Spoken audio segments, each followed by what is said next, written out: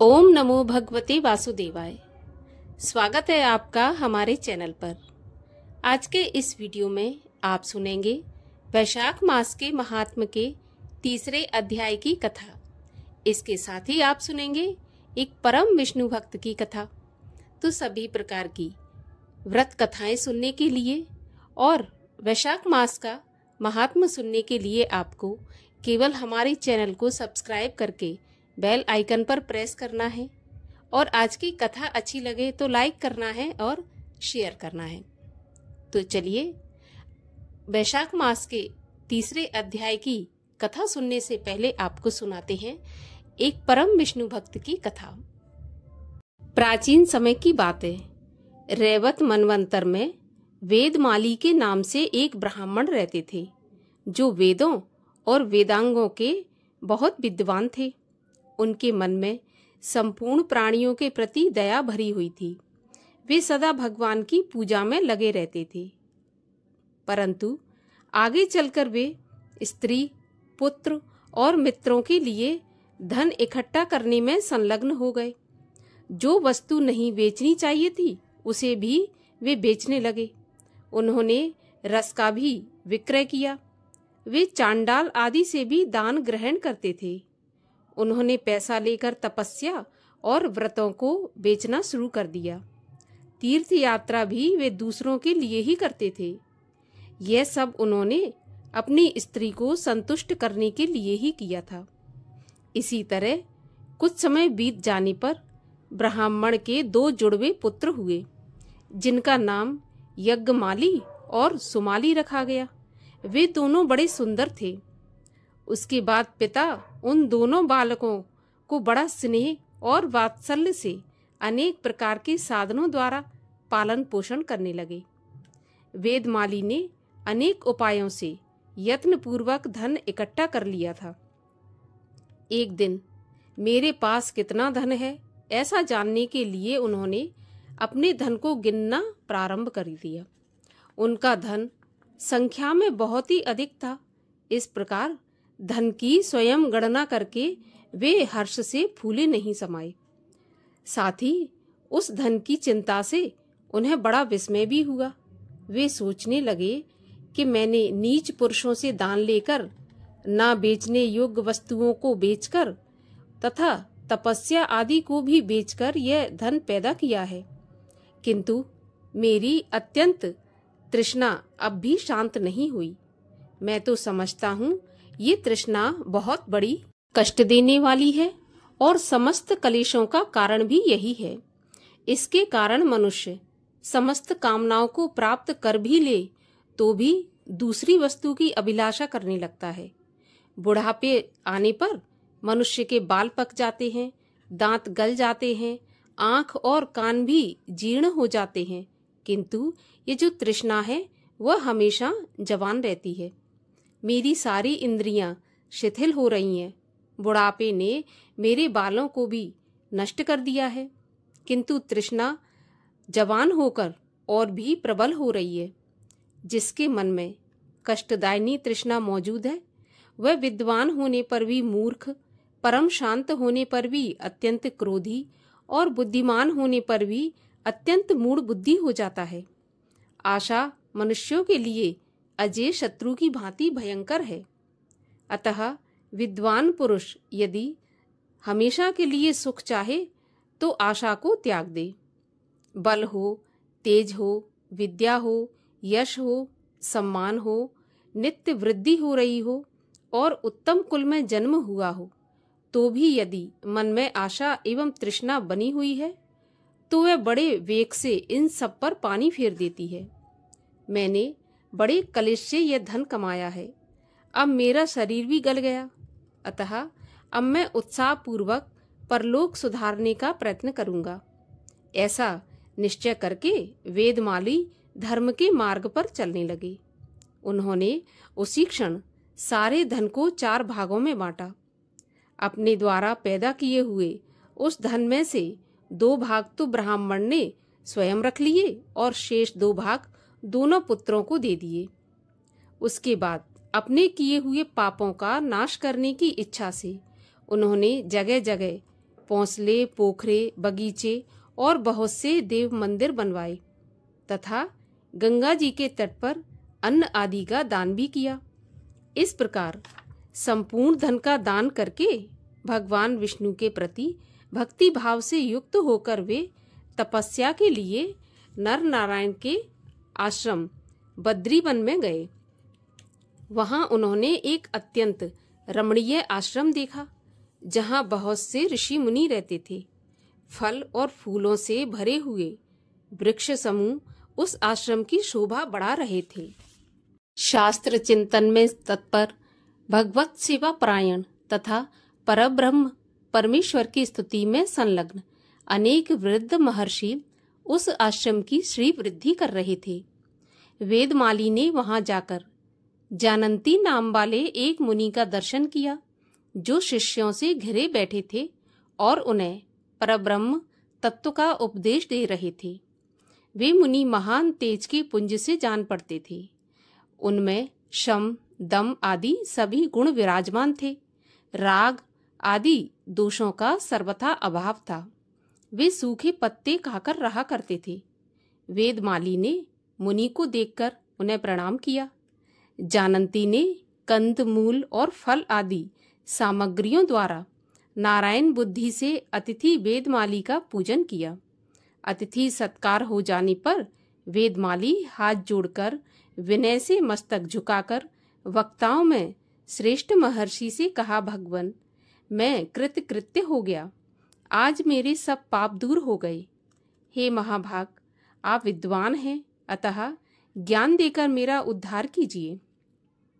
वेदमाली के ऐसा कहने पर मुनि श्रेष्ठ जानंती बोले, हे ब्राह्मण, तुम प्रतिदिन सर्वश्रेष्ठ भगवान विष्णु का भजन करो, सर्वशक्तिमान श्री नारायण का चिंतन करते रहो, दूसरों की निंदा और चुगली कभी मत करो।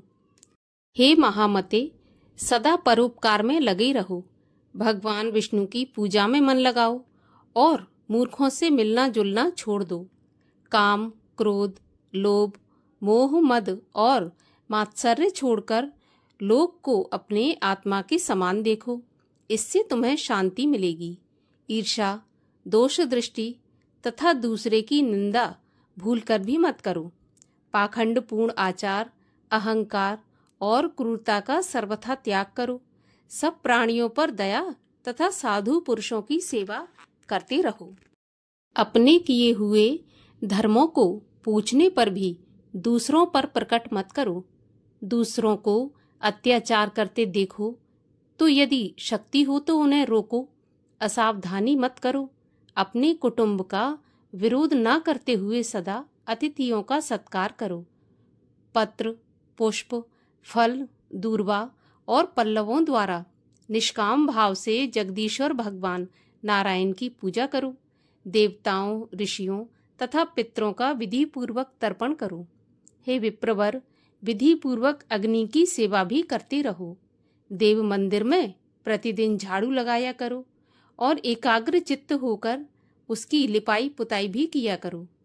देव मंदिर की दीवार में जहाँ कहीं कुछ टूट फूट गया हो तो उसकी मरम्मत कराते रहो। मंदिर में प्रवेश का जो मार्ग हो उसे पताका और पुष्प आदि से सजाया करो तथा भगवान विष्णु के गृह में दीपक जलाया करो। प्रतिदिन यथाशक्ति पुराण की कथा सुनो, उसका पाठ करो और वेदांत का स्वाध्याय करते रहो।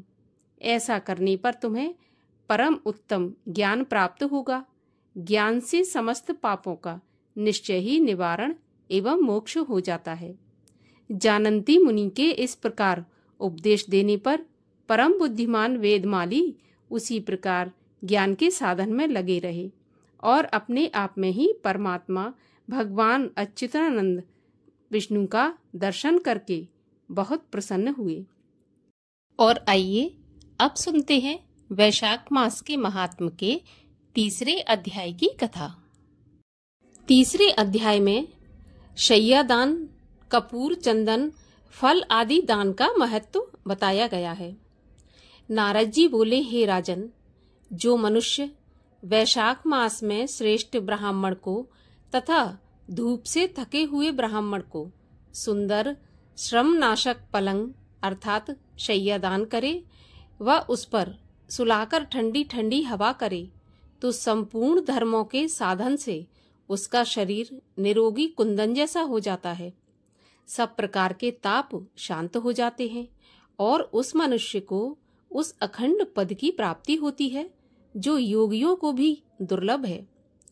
उसे संसार में जन्म मरण और वृद्धावस्था के कष्ट नहीं भोगने पड़ते, क्योंकि ब्राह्मण के उस पलंग पर शयन करने के सुख के कारण उसके जीवन भर के जाने अनजाने किए हुए पाप ऐसे नष्ट हो जाते हैं जैसे अग्नि से जलकर कपूर नष्ट हो जाता है।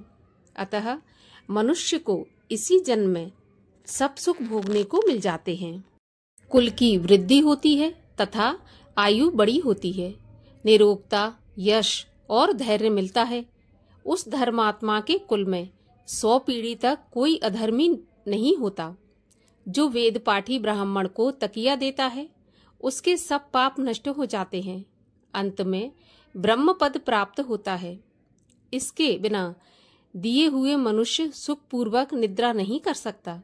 इसके आश्रय भूत होकर वह पृथ्वी का राज्य भोगता है। हे राजा अम्बरीश, वह मनुष्य 7 जन्म तक सदा सुखी, भोगी, धर्मपरायण और विजयी होता है, फिर अपने 7 कुल समेत मुक्त हो जाता है। जो मनुष्य वैशाख के मास में चटाई अथवा किसी प्रकार का आसन, कंबल दान करता है वह बंधन मुक्त होता है। जिस पर शेष शायी विष्णु भगवान स्वयं विराजते हैं। जैसे जल में पड़ी हुई ऊन नहीं भीगती, वैसे ही संसारी जीव संसार के बंधन को प्राप्त नहीं होते। चटाई पर सुखपूर्वक निद्रा आने से दुख और परिश्रम दूर हो जाता है। वैशाख में कंबल दान करने से अकाल मृत्यु तथा काल मृत्यु से छूटकर मनुष्य 100 वर्ष तक जीवित रहता है और निस्संदेह मुक्ति को प्राप्त होता है। धूप से व्याकुल ब्राह्मण को जो मनुष्य पतला वस्त्र देता है उसकी आयु पूर्ण होती है और परलोक में परम गति मिलती है। कपूर शरीर के भीतर की गर्मी को दूर करता है, अतः कपूर का दान करने से मोक्ष मिलता है और दुख नाश होते हैं। जो ब्राह्मण को फूल और कुमकुम का दान करता है वह सार्वभौम राजा होता है और सब प्राणी उसकी आज्ञा में रहते हैं। पुत्र तथा पौत्र आदि से युक्त होकर सब भोगों को भोग मोक्ष पाता है। चंदन के सेवन से त्वचा और हड्डी का संताप तत्काल दूर होता है, अतः जो चंदन दान करता है वह तीनों पापों से दूर होकर मोक्ष को पाता है। जो जल से भीगी हुई खस, चंपा या कुशा का दान करता है उसके सब पाप और दुख दूर हो जाते हैं। वह प्राणी सब प्रकार के सुख भोगता है। सब देवता उसकी सहायता करते हैं। गौरोचन और कस्तूरी दान करने वाला तीनों पापों से छूटकर मुक्त हो जाता है और तांबूल और कपूर का दान करता है वह पृथ्वी पर सार्वभौम राज्य सुख भोग कर निर्वाण प्राप्त करता है। सेवती और जूही का दान करने से सार्वभौम राजा होता है। जो वैशाख में केतकी और मल्लिका का दान करता है वह माधव भगवान की आज्ञा से अंत में मोक्ष पद पाता है। हे राजन, जो मनुष्य ब्राह्मण को सुपारी और अन्य सुगंधित द्रव्य तथा नारियल दान करता है उसके पुण्य का फल चित्त लगाकर सुनो। वह 7 जन्म तक ब्राह्मण के घर में जन्म लेता है और धनवान तथा वेद पाठी होता है। फिर वह 7 कुल समेत विष्णु लोक को जाता है। जो प्राणी विश्राम का मंडप बनाकर ब्राह्मण को दान करता है उसका पुण्य फल कहने की मेरी सामर्थ्य नहीं है। जो मनुष्य छाया मंडप बनवाकर भीतर बालू बिछाकर उसमें प्याऊ लगा देता है वह स्वर्ग लोक का स्वामी होता है। जो मनुष्य मार्ग में बाग बगीचा कुआं झोंपड़ी तालाब व प्याऊ बनवाता है वह बड़ा धर्मात्मा होता है और यही सद्धर्म उसके पुत्र होते हैं। संतान 7 प्रकार की कही गई है। 1. उत्तम शास्त्रों को सुनना, 2. तीर्थयात्रा, 3. सत्संग, 4. जलदान, 5. अन्नदान, छठवा पीपल का पेड़ लगाना और 7 पुत्र होना। ये 7 प्रकार की संतान वेद वेत्ताओं ने कही है। इसलिए संतान की इच्छा करने वालों को इनमें से एक कर्म अवश्य करना चाहिए। पशु पक्षी, मृग और वृक्षों को भी स्वर्ग सुख नहीं मिलता, फिर मनुष्य का तो कहना ही क्या है। जो मनुष्य सुपारी, नागबल्ली, कपूर और अगर सहित पान का दान करता है, वह निश्चय ही शारीरिक पापों से मुक्त होकर यश, धैर्य और लक्ष्मी को प्राप्त करता है। जो रोगी देता है तो वह रोग से मुक्त हो जाता है, और जो निरोगी देता है वह मोक्ष को पाता है। जो मनुष्य तापनाशक छाछ का दान करता है वह विद्यावान और धनवान होता है। जो जंबीरी का रस और नमक डालकर अरुचि नाशक छाछ का दान करता है वह मोक्ष पाता है। जो गर्मी से व्याकुल ब्राह्मण को दही की लस्सी पिलाता है, उसके पुण्य का फल कहने की तो मुझ में सामर्थ्य ही नहीं है। जो मनुष्य चावल का दान करता है उसकी आयु बड़ी होती है तथा सब यज्ञों के फल को पाता है। जो गौ का घी दान करता है वह अश्वमेध यज्ञ का फल प्राप्त कर विष्णु भगवान के मंदिर में आनंद पाता है। जो मेष की संक्रांति में ककड़ी और गुड़ का दान करता है वह सब पापों से छूटकर श्वेत द्वीप को जाता है। जो दिन के ताप की शांति के लिए गन्ना दान करता है उसका अनंत पुण्य होता है। जो सायंकाल में श्रम की शांति के लिए पने का तथा फल का दान करता है उसके पितरों को निश्चय ही सुधापान मिलता है, और वह सब पापों से छूटकर विष्णु की सायुज्यता पाता है। जो पके हुए आम के फल और पन्ने का दान करता है उसके सब पाप निश्चय ही दूर हो जाते हैं। चैत्र की अमावस्या को पेय वस्तु से भरे घड़े का दान 100 गया के श्राद्ध के समान है। और जो कस्तूरी, कपूर, मल्लिका, खस आदि वस्तुओं से युक्त जल कुंभ का दान पितृश्वरों के लिए करता है तो उसको 96 श्राद्ध करने का पुण्य निसंदेह ही प्राप्त हो जाता है। इस प्रकार वैशाख मास के महात्म के 3 अध्याय की कथा यहीं पर समाप्त होती है। और अब सुनते हैं विष्णु चालीसा। विष्णु सुनिए विनय सेवक की चितलाय, कीरत कुछ वर्णन करूं दीजे ज्ञान बताए। नमो विष्णु भगवान खरारी, कष्ट नशावन अखिल विहारी। प्रबल जगत में शक्ति तुम्हारी, त्रिभुवन फैल रही उजियारी। सुंदर रूप मनोहर सूरत, सरल स्वभाव मोहिनी मूरत। तन पर पीताम्बर अति सोहत, बैजंती माला मन मोहत। शंख चक्र कर गदा विराजे, देखत दैत्य असुर दल भाजे। सत्य धर्म मद लोभ न गाजे, काम क्रोध मद लोभ न छाजे। संतन भक्त सज्जन मन रंजन, दनुज असुर दुष्टन दल गंजन। सुख उपजाए कष्ट सब भंजन, दोष मिटाए करत जन सज्जन। पाप काट भव सिंधु उतारन, कष्ट नाश कर भक्त उबारन। करत अनेक रूप प्रभु धारण, केवल आप भक्ति के कारण। धरन धैनु बन तुम ही पुकारा, तब तुम रूप राम का धारा। भार उतार असुर दल मारा, रावण आदिक को संहारा। आप वराह रूप बनाया, हिरण्याक्ष को मार गिराया। धर मत्स्य स्तन सिंधु बनाया, 14 रत्नन को निकलाया। अमिलख असुरन द्वंद मचाया, रूप मोहिनी आप दिखाया। देवन को अमृत पान कराया, असुरन को छवि से बहलाया। कूर्म रूप धर सिंधु मझाया, मंद्राचल गिर तुरत उठाया।